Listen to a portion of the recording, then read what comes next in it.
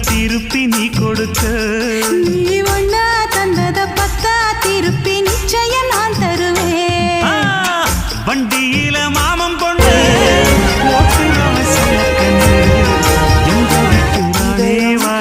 எல்லாம் வந்து பார்த்துக்குங்க